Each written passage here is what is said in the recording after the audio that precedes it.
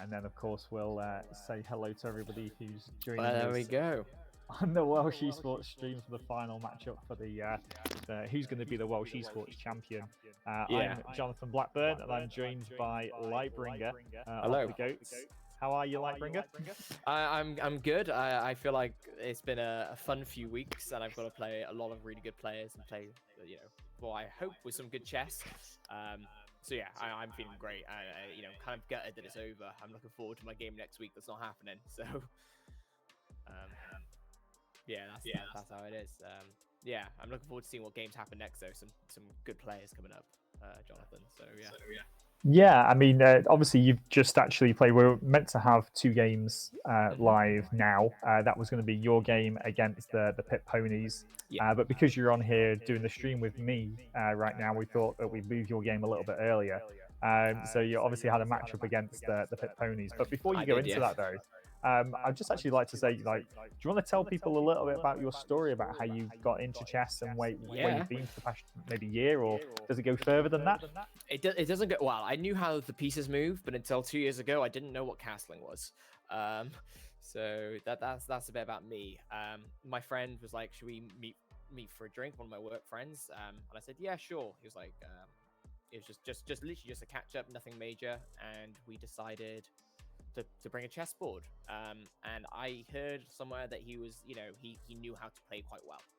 So I watched the Gotham chess video, basic to chess, and I was like, I'm ready to go in, I'm ready to win, and I lost every game. I think we played 7 games in the span of an hour.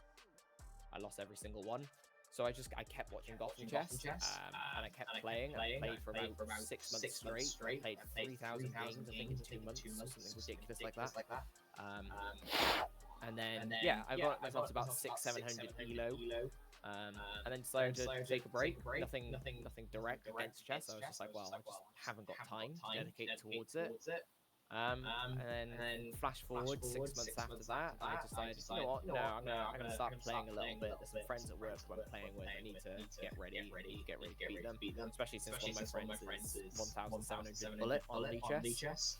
and I didn't like how much I was losing to him. So yeah, I just started going. I bought subscriptions to courses, and I just really made that effort to start playing.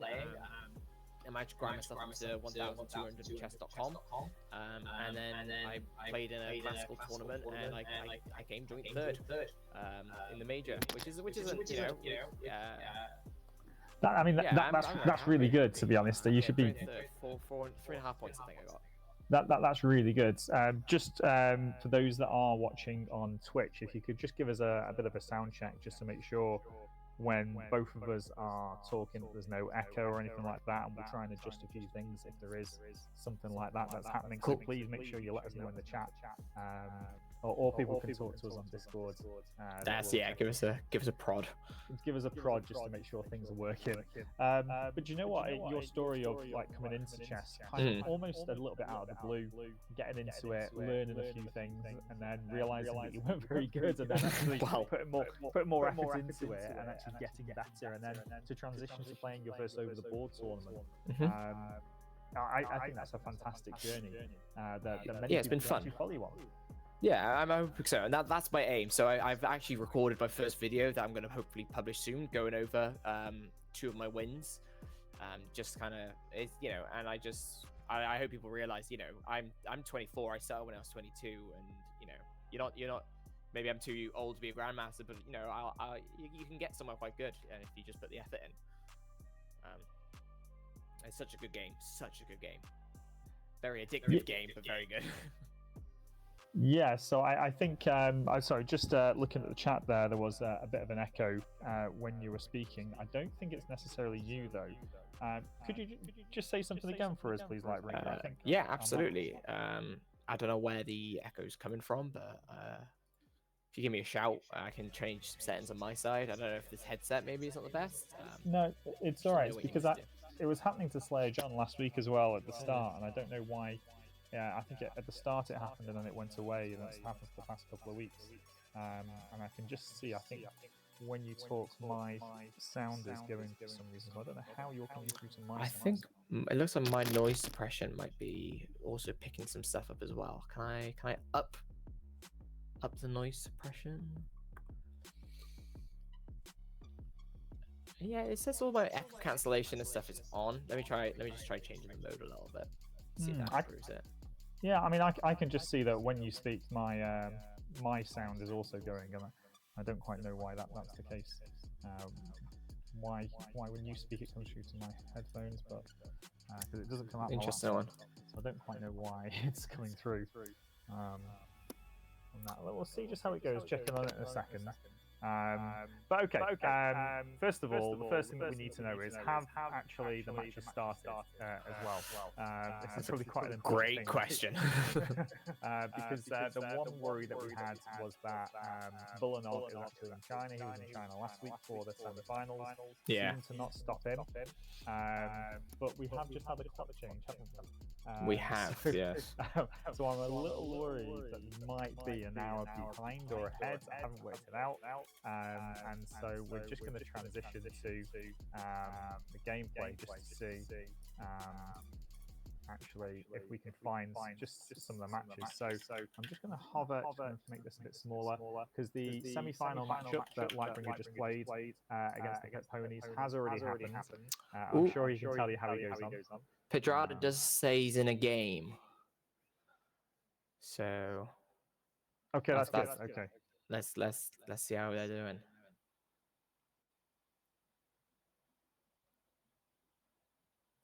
Okay, good. We'll come back to this. They've got plenty of time. We'll come back to that.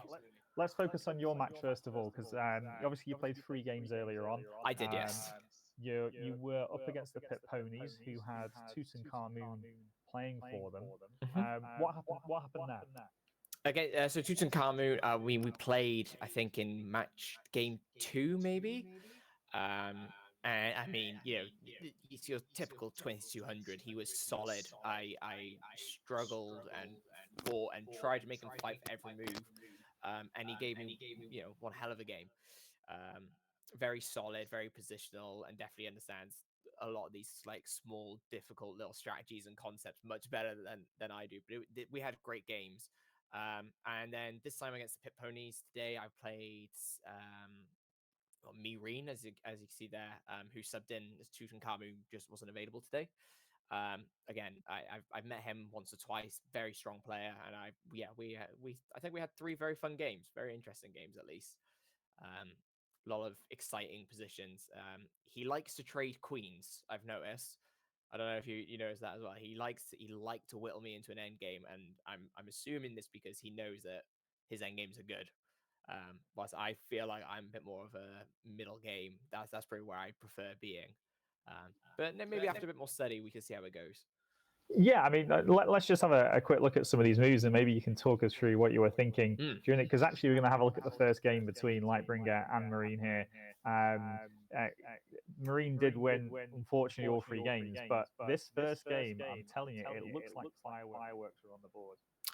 Yeah, no, sure. If you want to go through it, so yeah, this is just Vienna Gambit. Basically, obviously, if they take the pawn, it's immediately losing. I knew Miriam was going to take the pawn based off the rating.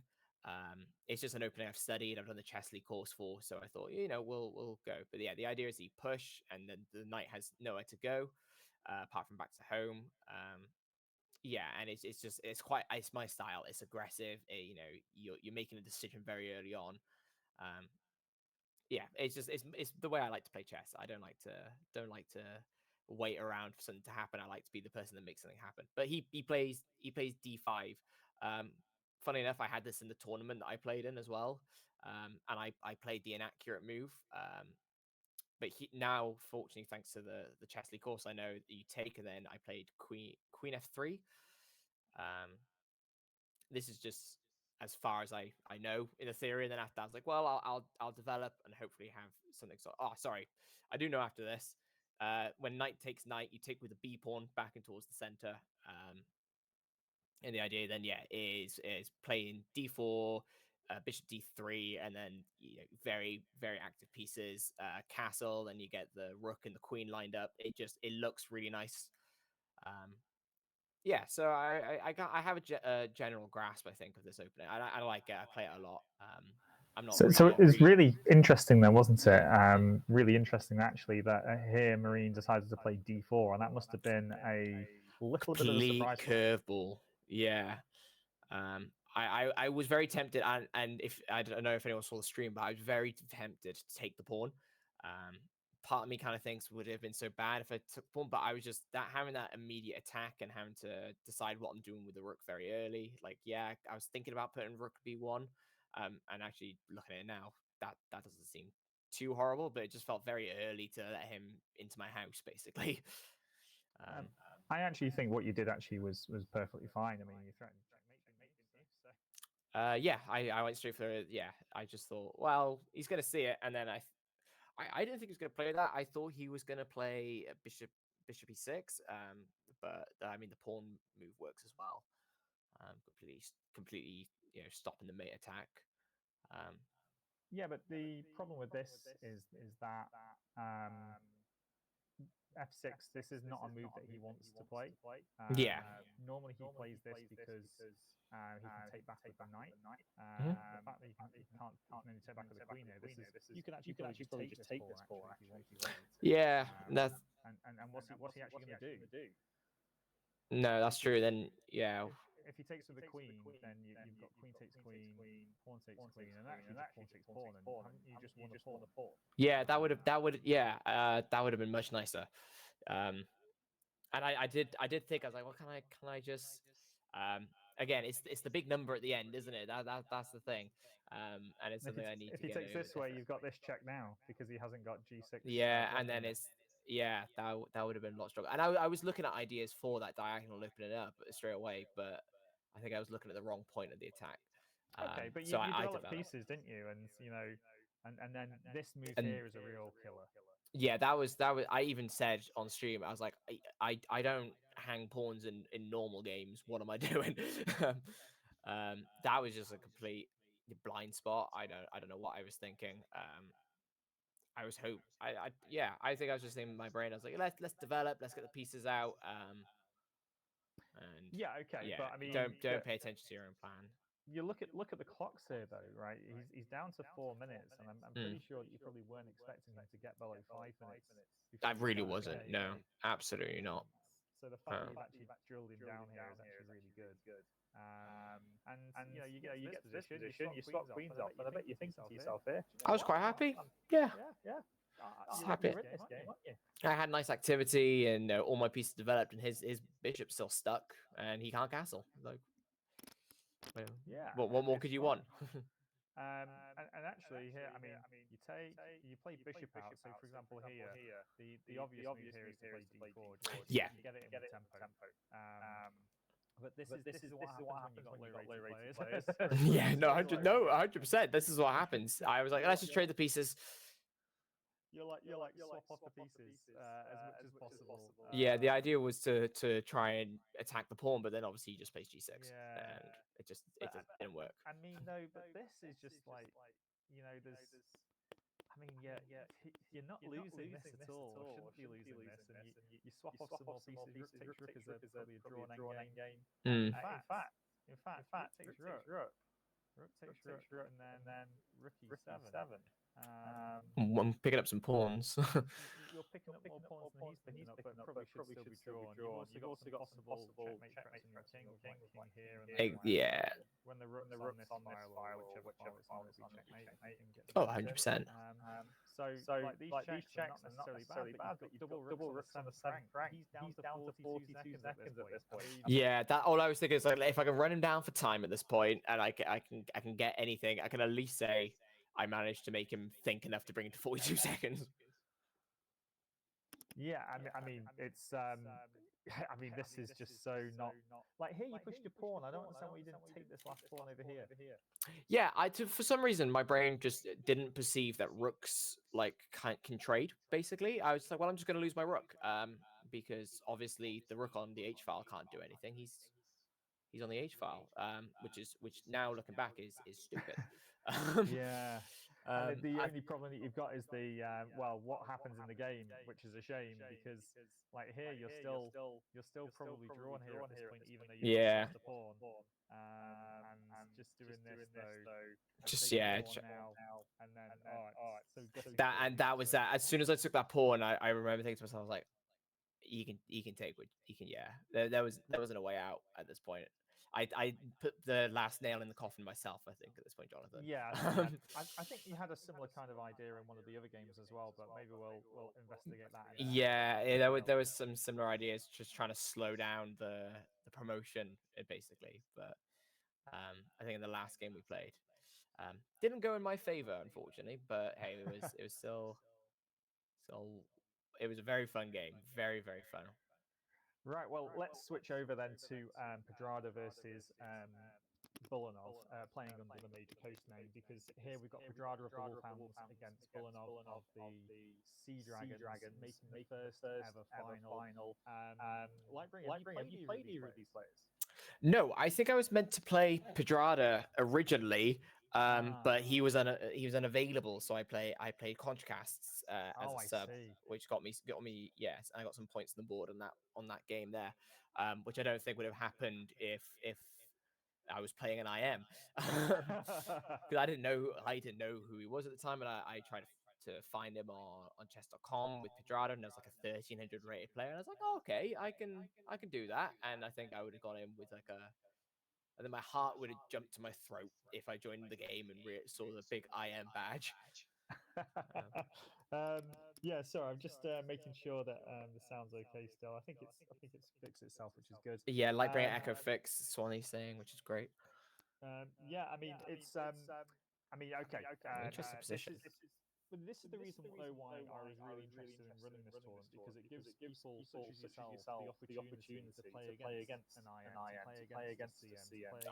Definitely. And okay, you might have missed out there a little bit, but even though you know you would have been massively up against it, and most likely, yes, unfortunately, it probably would have been some losses for you. But you don't actually get that opportunity. Oh, never. Title players. Never. It's it's not something that you actually have that opportunity to do. And I think there's a different mentality for people to look at there, because some people would look at that and go, oh, I don't want to play players like that. They're far too good for me. I wouldn't want it.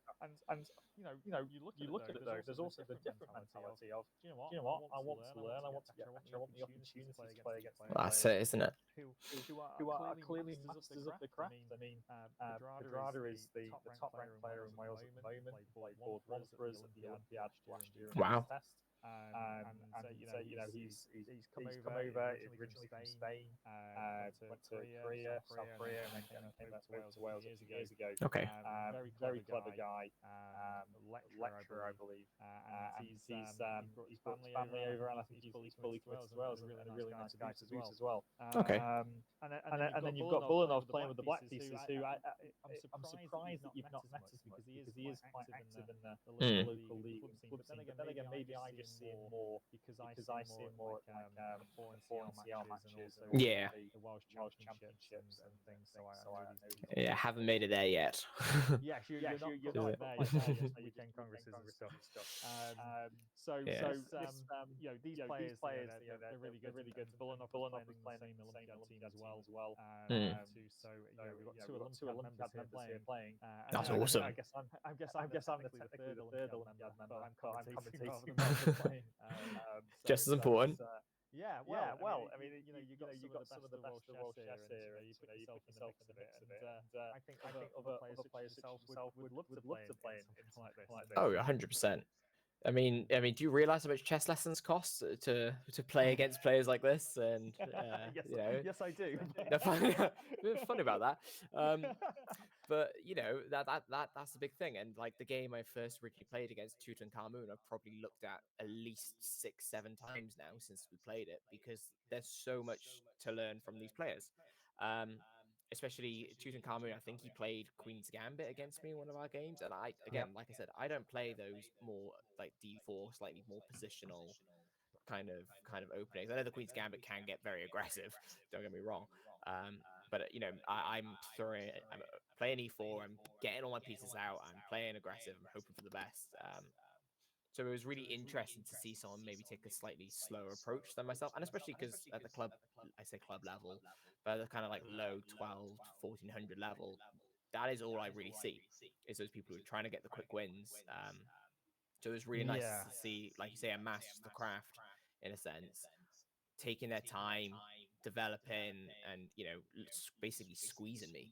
I felt like I learned a lot more from that game than I would have from just someone trying to scholars mate me every game. Yeah, no, it's true. And then actually, as you're kind of going through the ratings, you'll find out that those kind of gambiteers, those kind of mad hackers that you play against, that kind of works to a point, and then you come up against someone that actually just takes your pieces and knows how to defend. And then you're massively up against it. And some of the best players you'll play against, you'll play the game, you'll lose, and you're like, where did I even lose? Where did I go wrong? I don't even know. Right? You just look around and see yourself going, when did that come from? Why did I get into a worse position? And realize it's happening, and it's already happened. Kind of actually very similar in this game here. I mean, just looking at this position right now, we can see obviously just this minor detail pawns, and you see that this A5 pawn here, and Bulanov and Pedrada will already be aware that this pawn on A5 is gone. Yeah. And this all happened just due to a little bit of pressure back here, just a little tiny amount of pressure here. The two bishops of white Yeah. were just exerting a lot of pressure on these two diagonals. I think the rook and D1's also playing here in this particular case. And Bulanov just makes a little minor mistake by putting the knight onto C5. And then, because the two knights are connected, F5 comes kicking the knight away, and then he's able to double the pawns, and now it's just this very tiny weakness here. Yeah. Pedrada's trying to exploit. Notice this move, bishop F1, straight away trying to get rid of this bishop, play knight C4. Of course that happens. This is going to be tough now for Bulanov to actually hold this. Actually, what happened here? Knight C5. Rather than take, if you take the pawn, look at this. If you took the pawn on A5, king b6, the knight has to go back, and then he can. Okay. And look at this, and then the king gets to a5. He wins the pawn back, and his king's actually more advanced. Yeah, that's gonna be an interesting game. That would still lose though for some other reason, which I don't know if I should say now.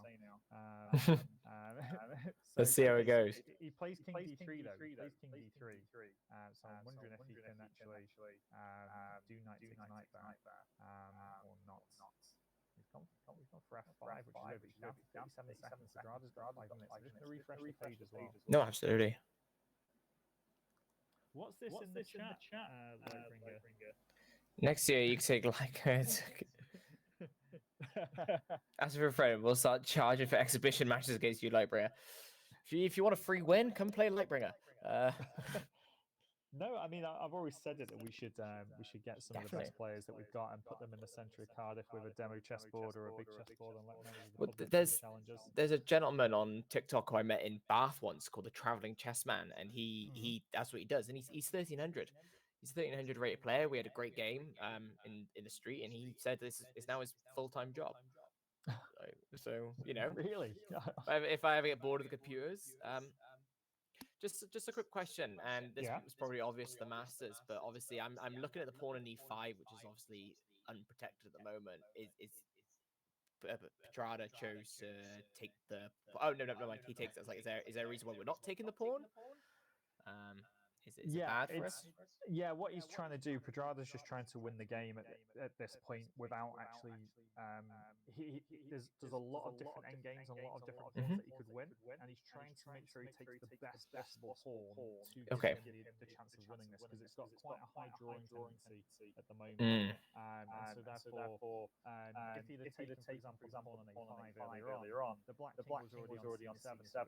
Very close to come across the it. Whereas this is an outside pawn now, so we would have calculated that he was going to take e5, take g6, but lose g3. So the outside pawn now should distract some of black's pieces, and he's going to try and move his pieces now either to support that pawn or to the queen side to mop up black's pawns. I see. There's still a high drawing tendency here, but I think the big thing that's going to show it is that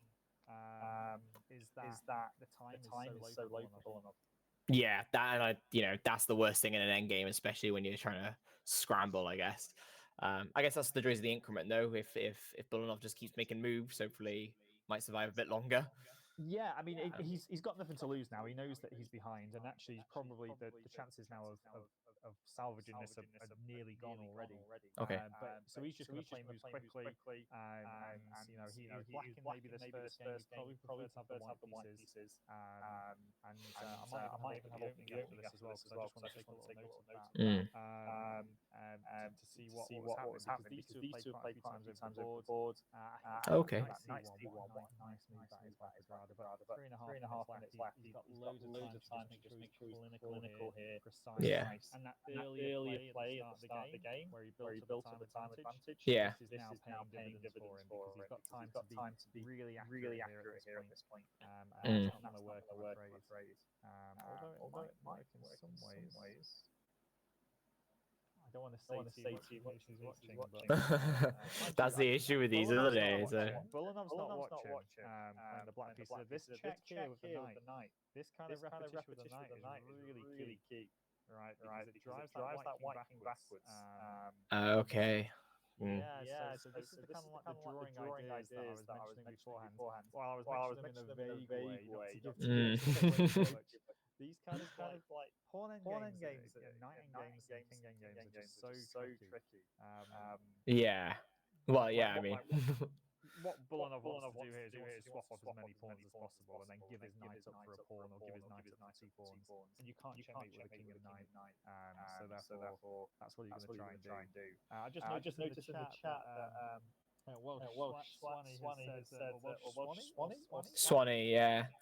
He's is that somebody you know? That's not that. He's from the Goats. He's Yeah, He says, he's "Come, the goats will show me around." I mean, I don't even know. I'm not actually signed up to a team yet, am I? So we need to get you. We need to change that. well, maybe. I mean, I'm a Get you on there. commentator at the moment and an organizer. So technically, I think the Rex and Robins are the closest team to me, actually. The Wrexham Robins. Okay. Well, but I don't know if that necessarily means that you go for the closest team or not. But I'm all Yeah. for supporting the teams and supporting Welsh esports just in general as well. Oh, this is looking nasty. I think we're gonna get flagged. Resign. Yeah, he resigned anyway. He can't stop H7 here at the moment, but I think this was lost for quite a while Mm. because he can't get. He lost his knight blockade of the pawn because he had to bring his knight over to try and help out. I'm just going to play back through that game actually. Because Yeah, absolutely. Let's have a look. Because this one was this was a really interesting just kind of opener. Oh, it was quite a fun game. It was very tense, obviously. Getting towards the end. Just look at the opening, the way it went. So, Pedrada doing his typical stuff, doing this fianchetto nonsense that he tends to do. This is how he plays his wine. And this probably would have been prepared, by the way, by Villanov. He probably would have been prepared to play this. He doesn't really go d5, knight d7. This is unusual. So it's almost transferred to some sort of reverse perk or something crazy like that. But here, this kind of exchange on E4, and you get basically this open D line, right? But nobody can do anything with usually. So at this point, you've got this kind of very symmetrical position. Yeah. But it's like whoever plays it better from here will get a slight advantage. But it can easily be drawn. Like the queens and rooks can get swapped off along this file so easily. If they're not careful. So let's just see how does Pedrada get an advantage because he's got no space advantage at the moment. Rook e8 strikes is a bit of a strange move. Okay, queen takes queen. He's got this square. So this knight on bc4 was actually really strong. Okay. So when he comes into here, he's able to gain the bishop paired this way. So he's either attacking the bishop here, so he either takes the bishop moves, or is what happens. So I don't like that. I probably would have given up the light spread actually. So from Villanov, for example, here, just like rook b8, it might look like a really horrible move to play. But I think the light spread bishop maybe isn't quite as much as the dark spread bishop. Okay. Just in my opinion, because the light spread bishop, unless there's something else that I've missed, but here he has to move down. Oh, so he did it deliberately to play rook d2. Okay, yeah, then start attacking the pawns. So he was thinking aggressively, but the problem is, so he starts to come in. But can he win something? And he can't win something because what he wants to play here is he wants to go rook takes pawn. Why can he not do rook takes pawn here? Right, now you're quizzing me after my awful lot. See, to me that like I would just be looking to play rook takes on c2 and then the knight takes. But the way you talk to me makes it sound like this is bad.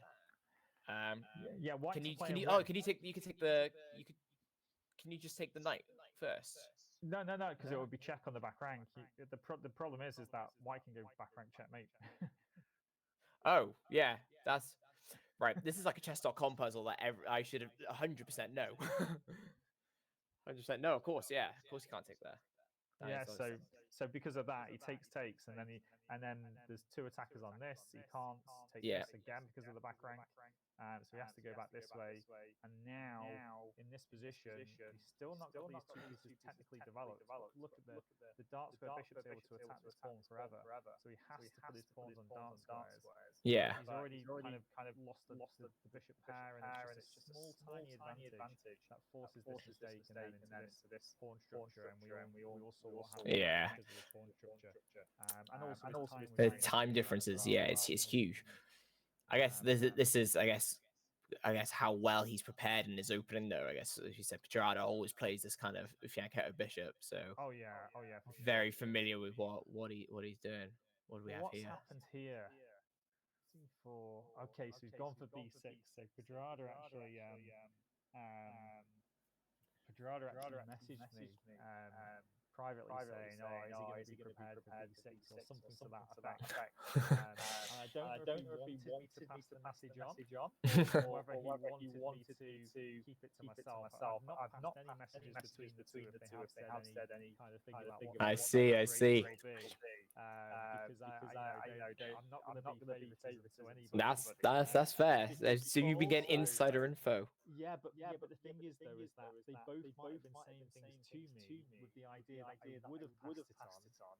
And it Okay. might have been a double bluff, you see. So I didn't know Right. if it was B6 or not. So I didn't pass it on at all because pass it on and then he prepares for B6. But this is what Pedrada does quite a lot, even in open board games as well, just to get a little different in the position. But I'm pretty sure that Villanov would have been prepared for it. And we've got a pretty standard opening here, actually. I think even I've seen this in my lower rated games, but probably similar thing. Well, more like the London style, maybe less with the Fianchetto there, but. Yeah, I mean, I think Bullanov can be quite happy with the white pieces here, with what he's got from the opening. He's got obviously a space advantage. He's but Black's still got his pieces out, so Pedrada's probably quite happy about that. But although is he though? He's got four attackers on this pawn at the moment, and we've only got three defenders. So I guess we have to do something about that. Yeah, it's definitely an interesting thing to see, especially because they've both gone for kind of like the same idea with both Fianchetto on the king side and. Did Bullanov just push his pawn to E5? Is that just what happened? I think so. That feels a bit. Is that dubious or is that brilliant?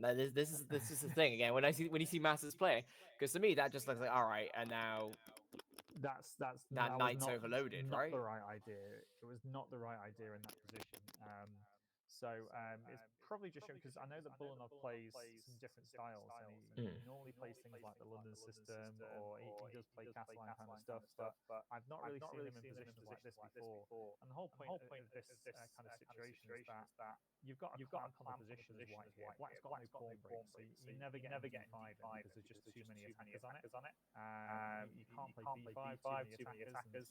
Playing C6 actually weakens the D6 pawn. So something like Rook D1 attacking that pawn again would be really bad. So Black hasn't really got any way of getting the pawn two squares forward, right? Whereas White's got two pawns here that are two squares forward, controlling lots of space. But I'm guessing what happened here is that he just didn't see a good way of defending this pawn the whole time. Because normally the move that you'd look at is that's what I was thinking. Yeah, that just makes sense to me because you almost had two in that process. Yeah. So you got five now because the bishop also joins in, right? So this pawn is well defended. But I'm just wondering, this dark square bishop here on d4 is now undefended, and I can see it's an unguarded piece. And I'm just wondering, has Black maybe got a tactic here that can take advantage of that? Or was maybe Bullanov scared of this tactic? Because the move that you really want to play here is like something like knight here. I think it's nonsense. I don't think it works. I don't think it works at all. I think we can just do the bishop. That's what I was thinking. Because then after all the trades, doesn't it just equal? Maybe pawn down? A piece up. Yeah, because they've just. Oh no, of course, because there's extra. Yeah. And we're just piece up. But the key question is like, can you do something funky with this knight, for example? So sometimes, for example, the queen was on d1 back here, then actually when you do knight takes knight, the knight would be attacking the queen. Or if it was on d3, you can do knight takes this knight, attacking the queen, or some sort of check. But I just don't see it. I just don't see anything. So it would have that pawn pushes a bit. Yeah. It would have been very scary to leave this bishop unguarded, just because it's almost like you said before, when you're playing against the IN, you start to see ghosts. You start to go, oh my god, this person's got. Well, that happens, yeah. He's much higher rated. Is this it? I don't know if that's the case. Maybe it's the case that he just felt like going E5, but I don't like this decision by Bullanov. I think this is actually helping the black pieces actually become equal now. So he's done this deliberately actually to take this knight off, but so we talked about those double pawns before. Yeah. He's trying to get revenge for what happened in the last game. Do we think is that the same ideas? Yeah, similar kind of idea, but he's had to give the bishop up for the knight to do that. So if he's given up the bishop for knight to do that, who's winning here? Actually, where are we at the moment? So this is the live position right now. Rook takes pawn. So he's got material equality. Black's got the dark squared bishop. White has got...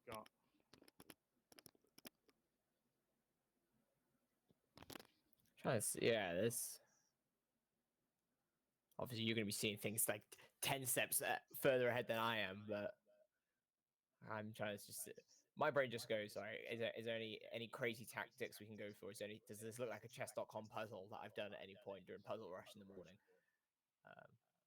Yeah, I mean, I think that like even if Black was to lose a pawn here, I don't think he'd even be that fussed about it because his dark square bishop in this position is going to be really good. Yeah.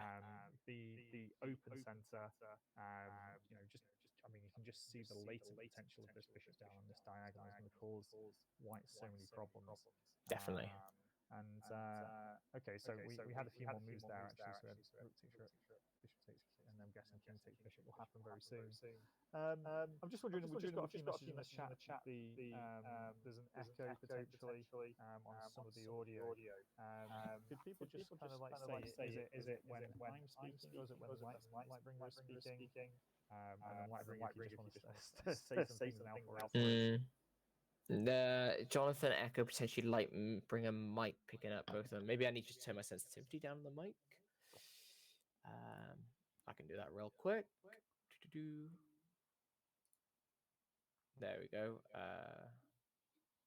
So if I start speaking and I think, yeah, is that a bit better?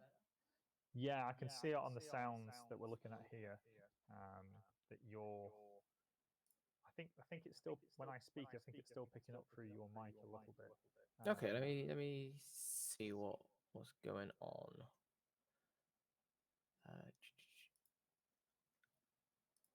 I'll just try and maybe lower the sensitivity a bit. Is that? I just don't want to cut my voice out as much. Yeah, no, I think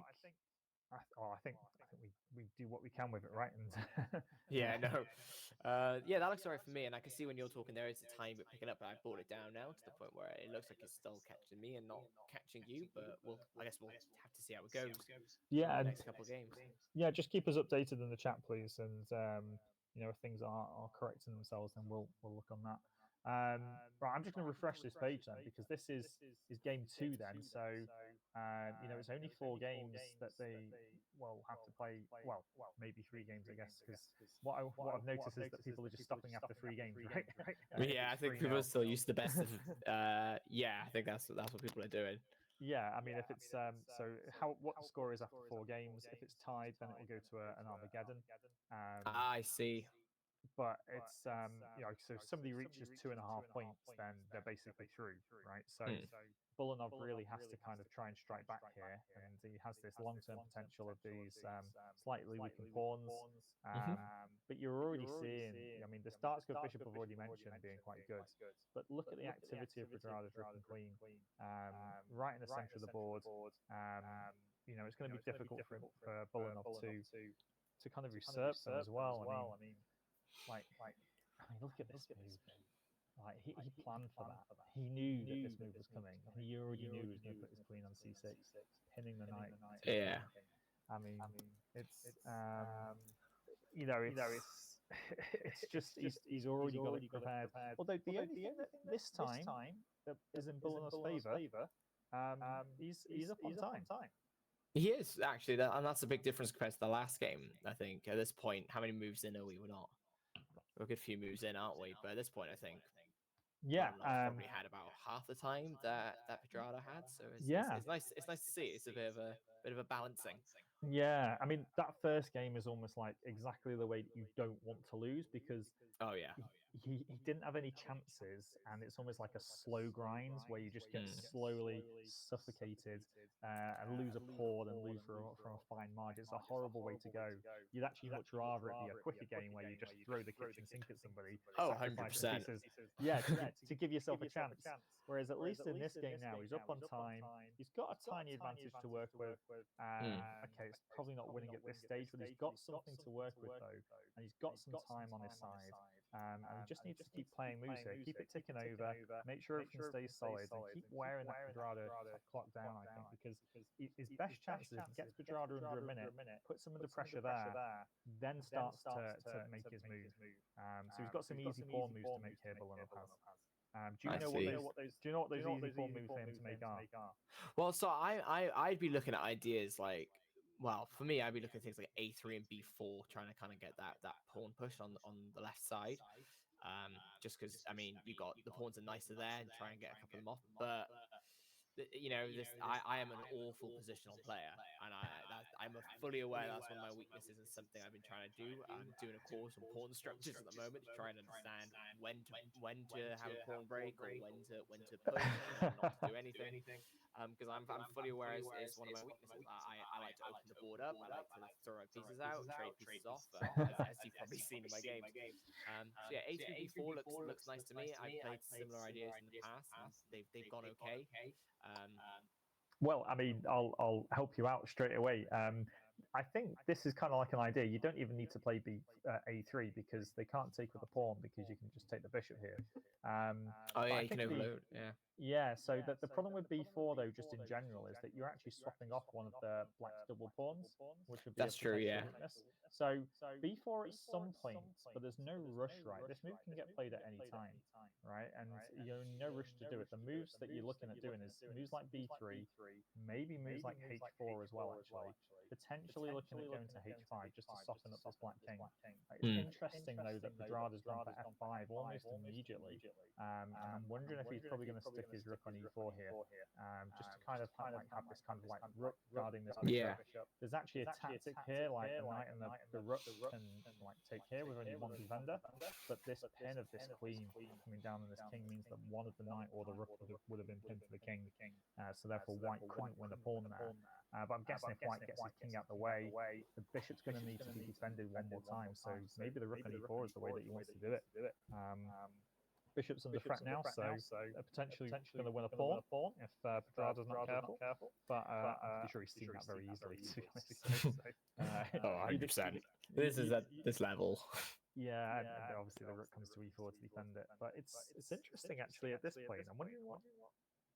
You know, I think Bulunov's actually got some really good chances here, which is why you can see him using just a little bit more time, which I hope it doesn't use too much. It's a balancing act all the way through the game. And if he can strike back here, this would be a real blow to Quadrado, who would be hoping to close this out in the first couple of games, really.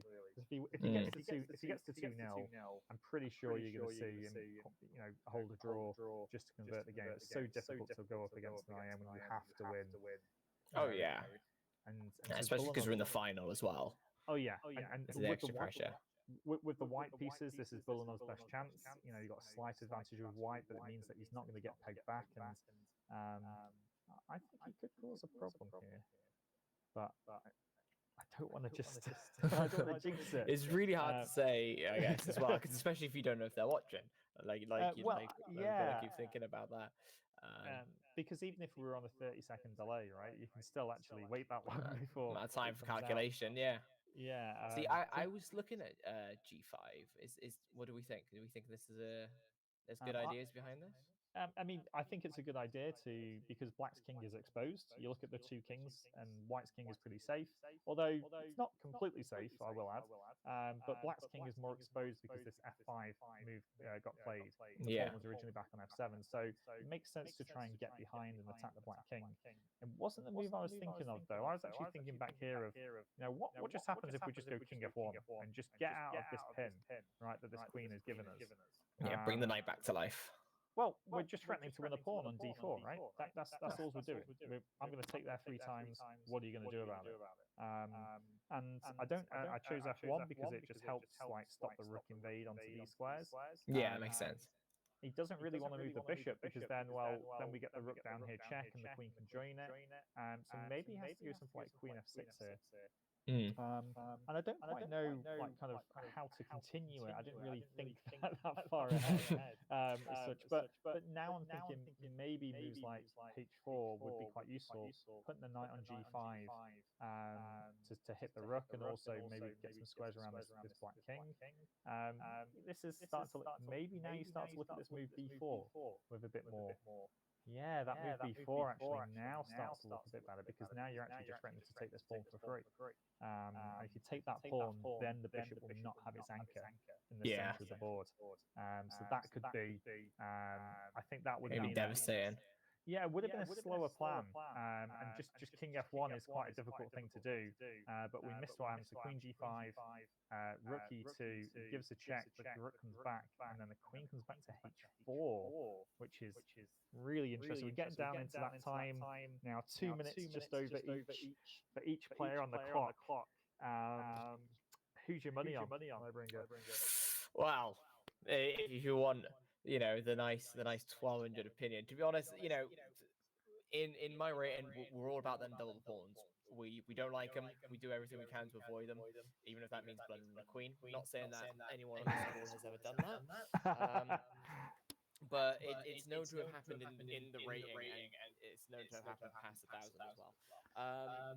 So yeah, I think it's gonna be an interesting game. I really want to see Bulanov bring one in. To be honest, it'd be nice to have not an underdog as such, but I guess in this situation, you're a couple brackets below your competitor. It's nice to see people like me, I guess, the underdogs getting somewhere. So yeah, I'm hoping for Bulanov to get a win. It's looking all right for him. That king's kind of being like pulled forward a little bit, and to me I always like that. It's not humiliating them as such, but, making them kind of come towards you and being like, yeah, come on. You've got nowhere to run now. That's one of the reasons I love chess. Unfortunately, though, I've got to stop you. I mean, look what's happened on the board. Bishop F6. Yeah, that's not fun. That's not fun at all. And do you know how this came about? I mean, he's going to get the exchange, but it means that his winning chances are quite low. He's still got chances in the game, but what happened here is that we have this sequence of events. I'll go back. Queen G5 was played.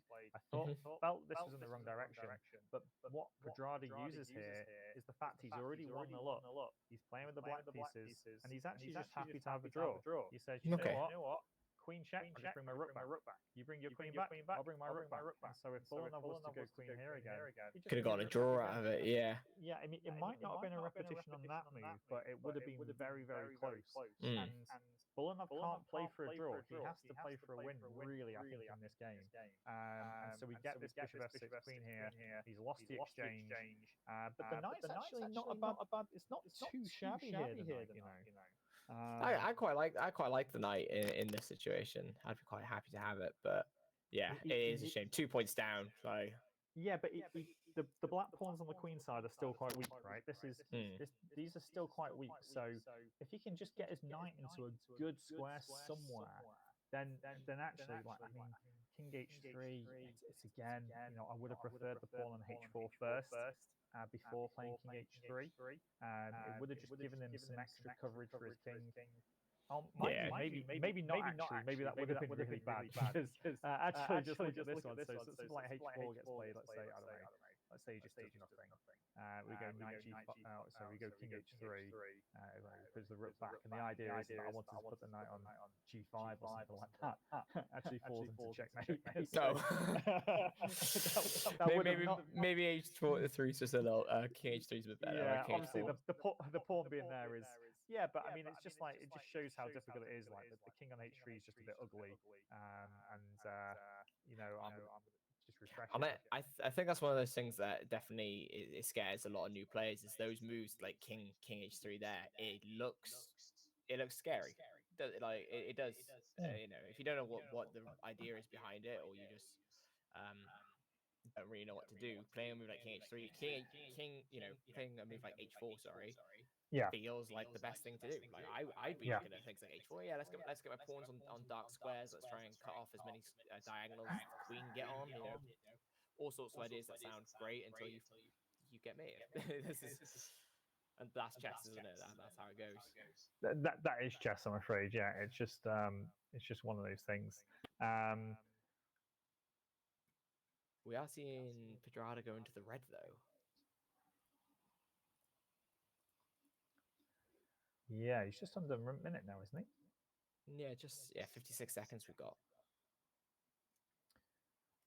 Okay, so how do I look for audio monitoring on the stream? Oh yeah, that's something. I haven't even looked at chat. Chat, anyone saying is my audio still bad, or am I kind of have I managed to fix it with the noise cancellation a little bit?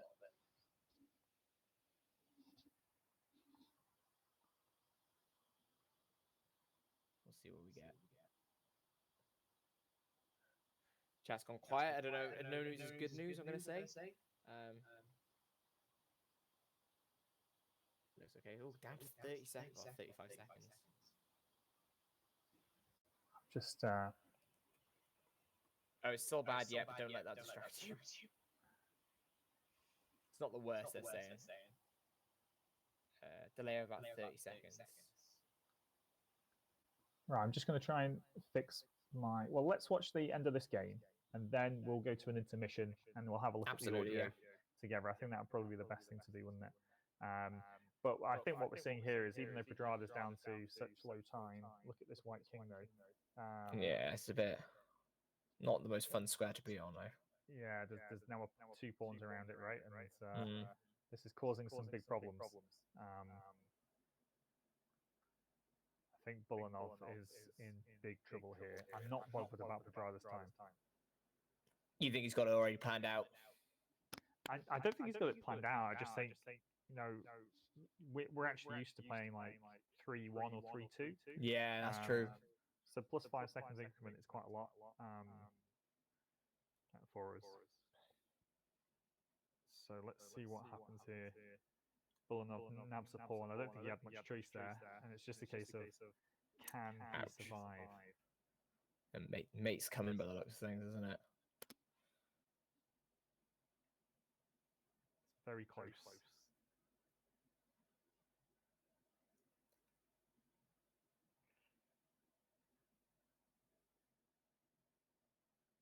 Well, I can't see it though at the moment. I can't see it. I was going to say, is there any ideas with Rook D3 check? The king just goes forward. Yeah, no, you got a point. Ah, that's the good move. I think he swaps queens like this. Force queen off the board. If the queens come off, black's just won. Yeah, I think it looks like Bulanov's seen that as well, hasn't he? Yeah. Yeah, and you're going to see Pedrada just mop this game up now. The rook's just going to be too powerful for the knight. Yeah. No, it's a shame. He had some good chances though. It was a fun game to watch. It was a lot of interesting concepts as well. That, if there's any new chess players, I'm hoping they learn something. This is like a free lesson. You might have to be careful with how much you say, Jonathan. You might start losing customers like at this point. No. I mean, it's I don't really kind of see it like that. But I'll be honest though, commentary. If you go and watch the commentary for all these tournaments, yeah, it is a free lesson. You're absolutely 100%. right. I mean, these commentators. I mean, even I watch. I mean, watching people like Peter Lecco, and you know, all of the top commentators. They're amazing in what they say. You know, listen to Judith Polk. I'll talk about chess, and who are my other favourites? Can't even think of them at the moment. But like, I looked at when the World Championship match was on. Listening to Fabiano Caruana just talk about the game is just amazing. And it is, it's a free lesson. People should go. Oh, definitely. Oh, yeah. I've learned a lot from watching. I mean, I don't know if anyone ever watched the BBC Two series, Chess Masters with David Howell. And the way he talks about the game is such an. I learned a lot about just different things like overloading and. You know, just really simple things that they can take a bit of time to grasp because they're not simple things. When you're just starting out, but when you hear a grandmaster talking about them with such clarity and with a big, it helps they have a big TV as well. That does help. But yeah, it is really interesting way of. Oh, we have a. I've just said about how much I hate the Caracan. Oh right, well, that's the time. That's the time for us to for an intermission. Intermission now. Caracan's on. We don't want to see any of this. No, that's it. That's all right. Right. Good game, guys. Nice. Thanks for tuning in. Right. Well, Bulanov will hate it because he loves his Caracan. But we'll just go to an intermission just to try and fix some sound issues, just to do the best that we can, and then we'll be back in a few minutes' time.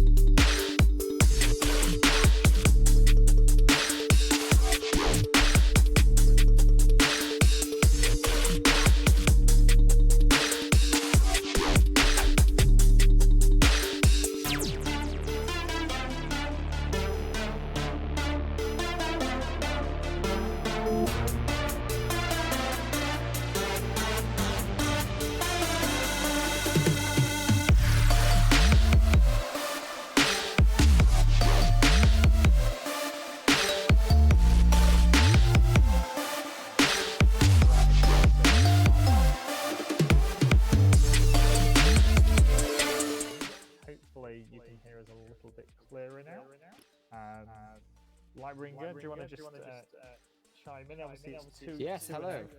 Let's see if this looks any better for people. I'm trying to change a lot of my audio settings to try and improve this. So yeah, it's interesting. Yeah, we'll see. Just punch my microphone as well. That doesn't help, does it? Welsh Swanee, up the goats and up the place like a fresh pack of custard cream. I like this guy. I like it. Swanee's great. This is it. I can't tell you how much fun it has been to play for the goats. Honestly, it's such a fun team to play for. You've dropped on there for sure. You dropped on for sure. I mean, they're very active as well in the social media as well, which I've seen, which is really good to see. Let's get back into the chess though, because Pedrada, that's what we're here for, is 2-0 up against Bullenov of the Sea Dragons. Let's see where we are in game 3. Could be goats like custard creams. Sorry, I'm just looking at chat and they're still talking about custard creams. Do you know what? I love custard creams as well. Yeah, I can't deny the love for custard creams. Is strong. Hang on, we had a Karakan here, didn't we?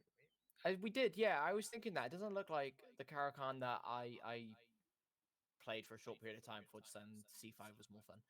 So this is just a bit of a popular line at the moment. The idea is that if Black decides to take queens off for some reason, this is a slightly better endgame for White, but it is still equal. And maybe that's just what Pedrada wanted to do. But it's well known that Black is quite okay to just decline it. And I think Pedrada's just happy here just to get some stodgy position, which he can just play on. And it's very similar to the first game where we had these pawns locked in the centre. But Pedrada's just got a bit more. This is nice. E5 followed by E6. Typical theme, just to destroy. Pawn protection. Nice. And you can't take that as well, can you? Because otherwise, obviously, you win the knight back. So yeah, exactly. So it's check. It's check on the king, but also the knight is threatened as well at the same time. And here he doesn't even. This is what I like about top level chess is when you think that the move's going to clearly be e6 f7 check. You naturally would think that would be the move, and then it's not. It just attacks somewhere else and just keeps that tension on the board. And it's just forcing Bullenov here to just do some things he doesn't want to do. Like here, the obvious move to play is knight g5. That's what I'd be thinking, 100%. Right? And like trying to exploit these squares here that are now open towards the Black King, but instead just a developing move, pins the knight to the queen, causes Black some more problems to think about other than the obvious knight g5. I was going to say, would that be it looks a lot nicer now. Oh, what happened? What happened there? What have we missed? Okay, bishop e3, knight bd3 in an attempt to get some play, and then rook b1, queen a6, b4.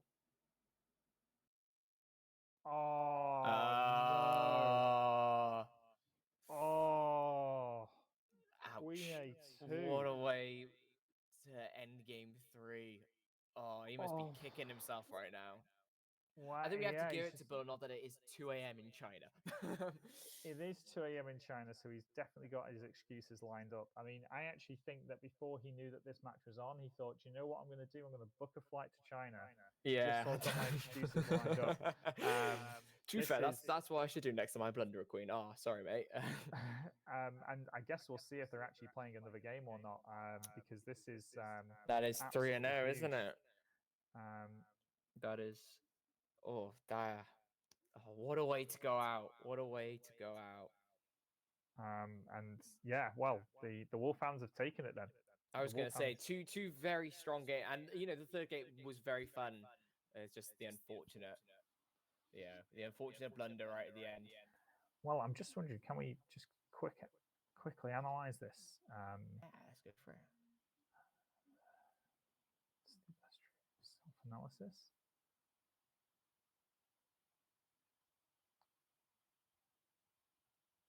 Because we'll see when the swing happens. Evalba? yeah, it doesn't give us an eval bar too quickly. So this all looks pretty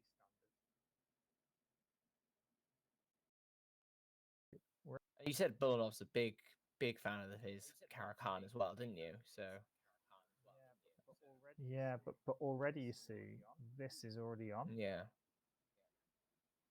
So you should have played e5 immediately, is what the computer thinks. Is it? Okay. And I guess the idea is to stop the e5 pawn push. And look, we've already got a +1.5 already, just because this e6 move is just so disruptive. And it's just that because Black's not got a pawn in the center, these knights just haven't really got a fixed base from which to kind of operate behind or around. They've got no outposts, and they just start to get tangled up here. So there's constantly worried about moves like it's +2.5 already. Goodness. 3 as well. And then rook b1, and then b4. The knight on c5 defends this knight, but has to move because of the pawn. I think maybe this is just. And I think maybe this is just a resigning move. Wow. He's losing a piece.